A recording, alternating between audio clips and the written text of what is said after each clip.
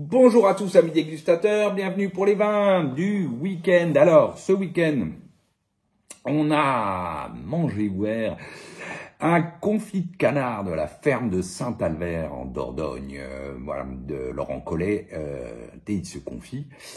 Et donc on a ouvert pour ça un Montus, un Madiran, mais on a d'abord commencé avec un vin. Je sais pas pourquoi je commence par le confit. On a d'abord commencé par un vin qui fête ses 10 ans. Et quel vin, ma foi, une bien jolie bouteille que c'est Hermitage de Guigal 2013.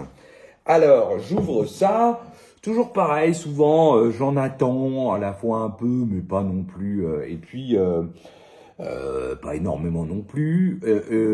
J'ouvre et là, je me dis tout de suite, waouh, c'est quand même très joli. Très bonnet de cassis, un peu confit, compoté, donc un peu acidulé, assez friand. Ensuite, des belles notes profondes d'âtre, de suie. Voilà, là. Ensuite arrive un petit côté bacon grillé, viande rôtie, un petit côté épicé, poivré. Voilà, sur un fond plutôt très léger mocha, un peu bien intégré. Voilà, waouh. C'est classe, c'est friand, c'est très beau, il n'y a pas à dire. Ensuite, pareil pour la bouche, voilà, on met en bouche. Alors, on met en bouche, tout de suite, c'est droit, c'est structuré. Alors, c'est plutôt corpulent que charpenté, c'est pas non plus une énorme structure. Les tanins sont soyeux, ils enrobent cette fraîcheur du millésime là magnifiquement. C'est du coup très friand parce que vraiment très acidulé. On est toujours sur le cassis, donc du coup cassis acidulé, les notes ensuite âtre, suie, voilà, qu'apporte de la profondeur. La pointe, on va dire poivrée, réglissée, épicée, le petit côté un peu bacon grillé, viande rôtie sur ce fond léger balsamique, voilà, c'est pardon, léger mocha, c'est vraiment c'est top. Belle finale, longue à la fois, enfin profonde, droite, mais tout en gardant un côté assez rond quand même, par sa belle empreinte soyeuse, même s'il y a une forte acidité dans ce millésime. Bon bref, très jolie bouteille, donc je me dis waouh.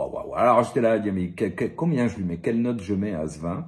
J'hésitais entre 93, 94. 94 d'entrée de jeu parce que vraiment c'est très joli, c'est classe, etc. Puis je me disais ouais mais bon, ça manque quand même un tout petit peu de structure. Je vous disais, c'est plutôt corpulent que charpenté. Voilà, un Hermitage, on attend quand même à ce qu'il y ait un peu de structure. Il y en a, mais qu'elle soit plus marquée, un petit peu plus de densité de matière aussi, que ce soit un peu plus concentré. Bon, le millésime là fait que. Mais je garde comme donc du coup j'étais à me dire bah non, je vais mettre 93, mais non, je garde mon 94 parce que c'est vraiment très bon. Et très classe, et voilà, et que ça se boit vraiment tout seul. Et puis dernière chose, plus je bois de cette cuvée, plus je me dis qu'elle est quand même un cran au-dessus que la brune et la blonde. Voilà, sur l'ensemble. Alors j'ai dû boire plus d'une dizaine de millésimes de cet Hermitage. Alors par contre plus d'une vingtaine de la brune et la blonde. Mais je trouve que généralement cet Hermitage est un petit cran au-dessus de la cuvée brune et blonde. Voilà. Ensuite, on a ouvert ça, on a continué à explorer les Volnay, et ici, c'est un domaine Reburgeon-Mur 2020. Alors, suite à un échange sur Facebook, cette fois, concernant le millésime 2020 et les vins de Daniel Reburgeon, quelqu'un qui disait, oui, je connais quelqu'un qui les a goûtés, qui les a trouvés un peu verts, ça m'a fait rigoler, alors, parce que si c'est vert dans le sens pas mûr, en 2020, pour faire des vins pas mûrs, fallait vraiment le vouloir, quoi. Fallait vendanger début juillet, mais bon.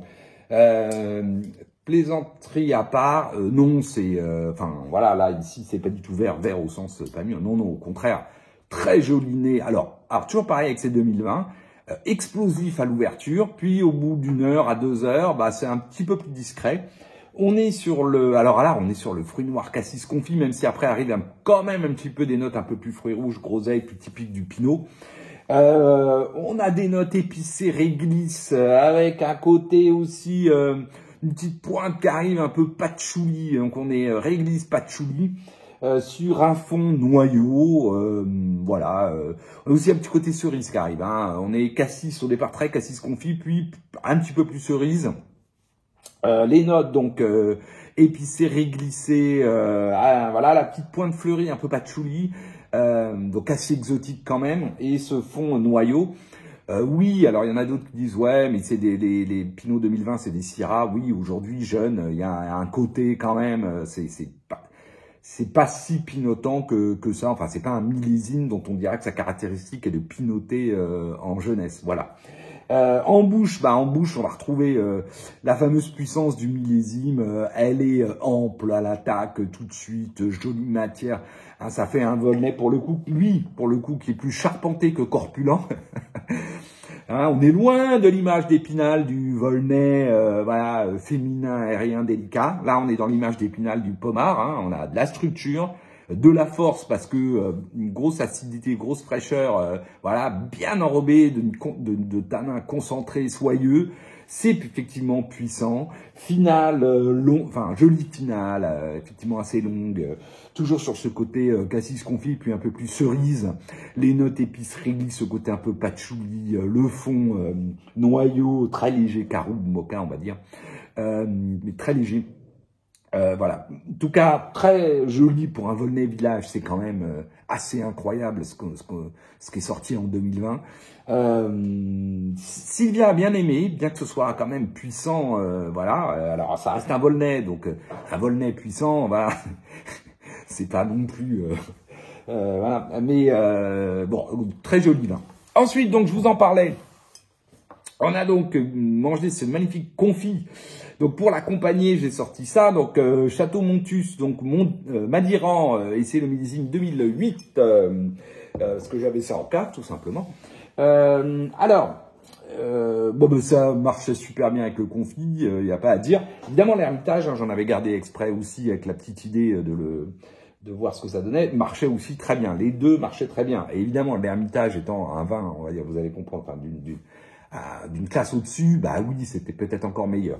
Mais ce Montus, évidemment, marchait très bien sur le confit, avec ses notes cassis confit tout de suite.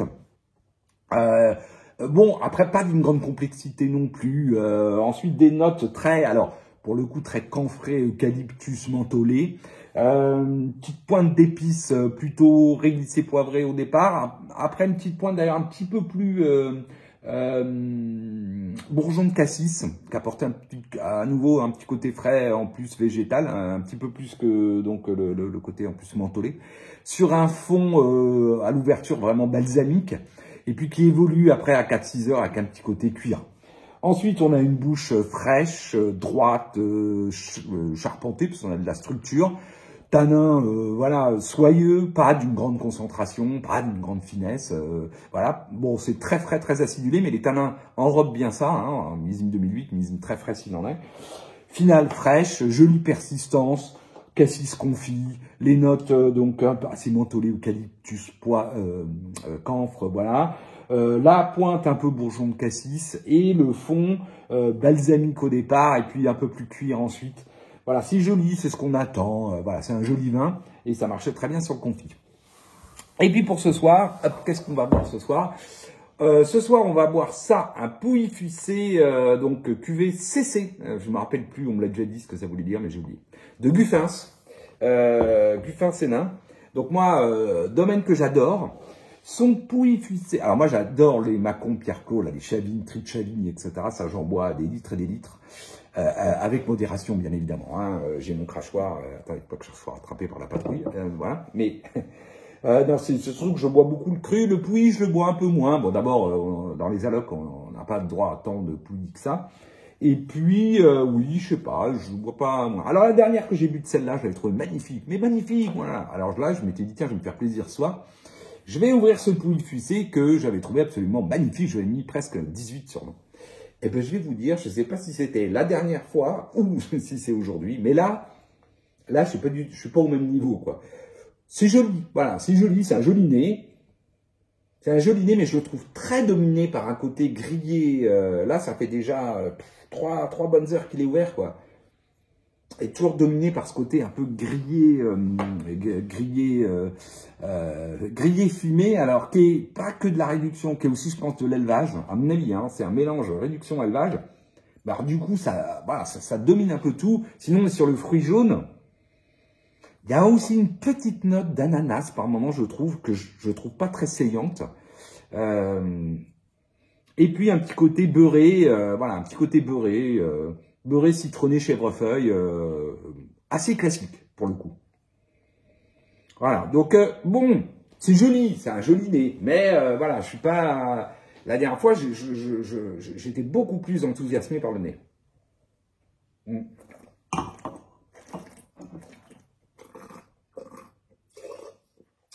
À nouveau, une jolie bouche. Alors, c'est très frais, très droit, la matière est ciselée. On sent donc le millésime tout en fraîcheur. C'est tendu. On est à nouveau sur les notes de fruits jaunes. Alors là, un peu moins ananas, beaucoup plus citron. On a le côté un peu beurré, mais on a aussi qui arrive un petit côté un peu caramel vanille par moment, hein, d'élevage. Sur ce fond grillé fumé qui, moi je trouve, domine trop, de mon goût à moi. Hein. Alors certes, du coup ça donne un côté un peu classe. Il y a le côté un peu aguicheur, avec ce côté un peu caramel, friand aguicheur, la caramel et vanille. Le côté un peu confort avec le gras de la matière. Le côté ciselé tendu qui donne du dynamisme à tout ça. Voilà, je dirais que tout y est pour potentiellement faire un grand vin. Mais là, je trouve que la partition est, je sais pas, elle m'emballe pas. C'est très bon, c'est très bon. Mais voilà, je suis pas, j'avais beaucoup mieux apprécié la dernière fois. Voilà, comme quoi ça arrive. Bon, je m'en fais un dernier avis quand même. Ouais, c'est qu'encore, c'est très marqué par ce côté grillé, fumé.